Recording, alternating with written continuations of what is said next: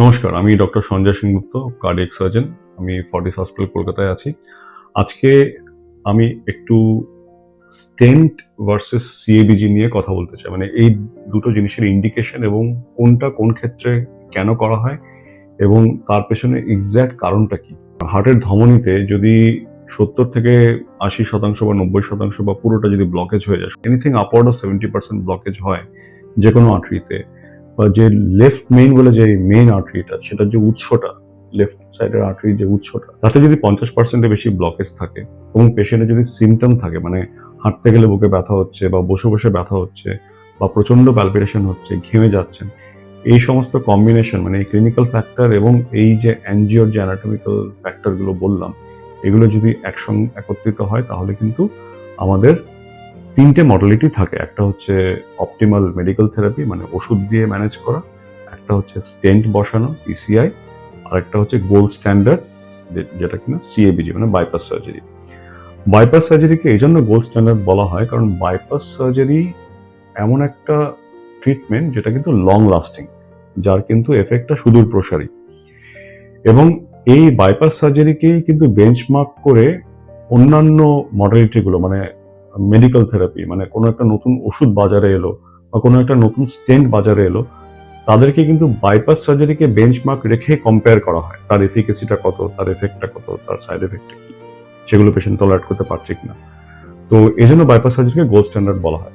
যদি এরকম দেখা যায় যে বয়স্ক পেশেন্ট, যার লাংসে প্রবলেম আছে, যার সার্জিক্যাল রিস্ক বেশি, বেসিক্যালি যার করোনারিতে যে ব্লকেজটা আছে, সেটা ব্লকেজটা টাইট হতে পারে কিন্তু ব্লকেজটা ছোট, মানে ব্লকেজটা স্প্রেড আউট ব্লকেজ না, মানে ডিফিউজ ডিজিজ না, ছোট্ট একটা ব্লকেজ, একটা ভেসেল বা দুটো ভেসেল, সেক্ষেত্রে কিন্তু আমি কার্ডিয়াক সার্জন হিসেবেও বলছি এবং এটা ফ্যাক্ট যে সেই ক্ষেত্রে কিন্তু ডেফিনেটলি ডেফিনেটলি স্টেন্টের রোল আছে এবং স্টেন্টই করা উচিত সেই ক্ষেত্রে। শুধু শুধু একটা পেশেন্টকে নিয়ে অপারেশন বুক কেটে বা এমআইসিএস করে, মানে একটা অপারেশনের থ্রু দিয়ে যাওয়ার কোনো মানে হয় না, বিশেষ করে এই ধরনের পেশেন্ট। কিন্তু যে পেশেন্টের বয়স বেশি, আবার মাল্টিপল ব্লকেজ আছে, বয়স বেশি হতেই পারে কিন্তু মাল্টিপল ব্লকেজ আছে, ডিফিউজ ডিজিজ, ডায়াবেটিস আছে, অনেকগুলো ব্লকেজ আছে, লেফট মেইনে ব্লকেজ আছে, লেফট মানে লেফট সাইডের আর্টারির যে উৎসটা, সেখানে 50-60% ব্লকেজ আছে, সেই পেশেন্টের ক্ষেত্রে কিন্তু স্টেন্টের role as such as per guideline নেই এই মুহূর্তে। সিএবিজির ব্যাপারে বলি, সিএবিজি প্রথমে শুরু হয়েছিল 1964-এ, যখন কিনা ভেইন গ্রাফ লাগানো হতো ইনিশিয়ালি। মানে যে কোনো ব্লকেজই হলো, যেখানেই ব্লকেজ হলো, একটা ভেইন গ্রাফ লাগানো হলো।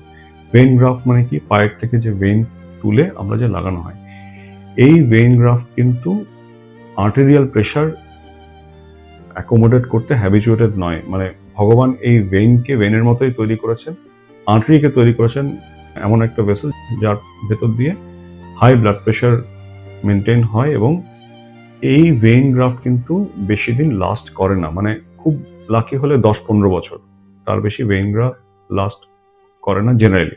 তারপরে যেটা এলো সেটা হচ্ছে left internal mammary artery, lima. এই লেফট ইন্টারনাল ম্যামারি আর্টারি আমাদের বুকের ছাতি থেকে আমরা নামাই এবং লেফট ইন্টারনাল ম্যামারি আর্টারি দিয়ে আমরা এলএডি, মানে মেইন যে করোনারিটা, লেফট অ্যান্টেরিয়র ডিসেন্ডিং এলএডি, তাতে আমরা গ্রাফট করি। এটা দেখা গেছে যে এই আর্টারিটা হচ্ছে best artery for LAD treatment, মানে স্টেন্ট হোক, মেডিকেল ম্যানেজমেন্ট হোক, যাই হোক, যদি এলএডিতে লিমা দেওয়া যায় তাহলে কিন্তু এলএডি রিমেইনস প্রোটেক্টেড, অ্যান্ড এটা একটা life time treatment for LAD. এবং এলএডি হচ্ছে মেইন আর্টারি, এজন্য বলা হয় উইডো মেকার। এলএডির ওপরে কোনো লিজেন হয়ে যদি হার্ট অ্যাটাক হয় তাহলে কিন্তু 60% ব্লাড যে এলএডি দিয়ে যায় সেটা হ্যাম্পার হবে এবং প্রাণহানি হবে। That is why it is also called widow maker. Most of the surgery, মানে গোল্ড স্ট্যান্ডার্ড যেটা সিএবিজি, সেটা হচ্ছে লিমা, মানে বুকের ছাতি থেকে আর্টারিটা খুলে এলএডিতে লাগানো হলো। আর বাকি যে প্রবলেমগুলো আছে, এলসিএক্স বা আরসিএ তে কোনো ডিজিজ আছে, সেই ক্ষেত্রে এলসিএক্স এর যে ব্রাঞ্চ, মানে OM1, OM2 বা আরসিএ এর যে ব্রাঞ্চ পিডি, এগুলোতে ভেইন গ্রাফ লাগানো হয়। এটা হচ্ছে গোল্ড স্ট্যান্ডার্ড পৃথিবীর সব জায়গাতে। এখন কিন্তু ম্যাক্সিমাম সার্জারি কিন্তু এটাই হয়।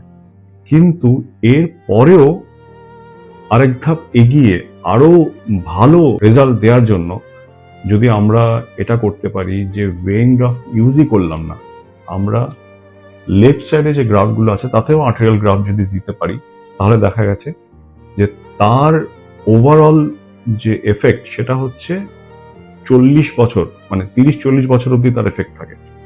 এবং বলা হয় একটা নতুন করোনারি সিস্টেমই তৈরি হয়ে গেল হার্টের ওপর। হার্টের নিজের ধমনীতে যা ব্লক আছে নেই, ডাজেন্ট ম্যাটার।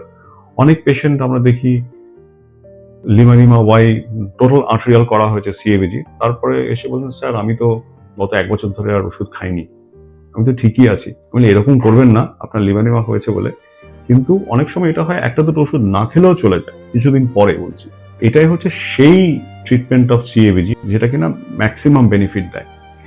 কিন্তু এটা সবাইকে করা যাবে না। কাদেরকে করা যাবে না? যাদের বয়স খুব বেশি, মানে 85 ইয়ার ওল্ড বয়স, তাদেরকে লিমারিমা ওয়াই বা টোটাল আর্টেরিয়াল করে খুব একটা লাভ হবে না। তাদেরকে লিমা এবং ভেইন দিলে কিন্তু তারা আরো 20-25 বছর বেঁচে যাবেন। কিন্তু যদি কেউ লেস দেন 60 ইয়ার ওল্ড হয়, তাদের ক্ষেত্রে যেটা করা উচিত সেটা হচ্ছে সিলেক্টিভলি, মানে অ্যাস্টিউটলি সিলেক্ট করে, যদি তাদের ভেসেল খুব টাইট হয়, যদি ডায়াবেটিস না থাকে, যদি ইয়াং পেশেন্ট হয়, তাদের ক্ষেত্রে কিন্তু অবশ্যই লিমারিমা ওয়াই বা লিমা রেডিয়াল বা টোটাল আর্টেরিয়াল করার একটা চেষ্টা করা উচিত। কারণ সেই ক্ষেত্রে কিন্তু তাদের একটা লাইফ লং একটা ট্রিটমেন্ট হলো।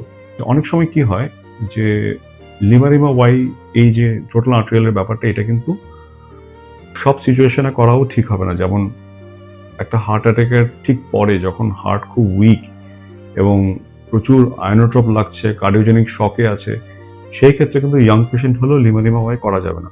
তো লিমারিমা ওয়াই কাদের করা যাবে সেই নিয়ে কিন্তু কার্ডিওলজিস্ট এবং কার্ডিয়াক সার্জন যে হার্ট টিম আছে তাদের সঙ্গে আপনারা আলোচনা করুন, তাদের অপশনটা দিন, let there be a discussion, এবং আলটিমেটলি যদি লিমারিমা ওয়াই করা যেতে পারে তাহলে কিন্তু তার লাভটা শুধু প্রসারী।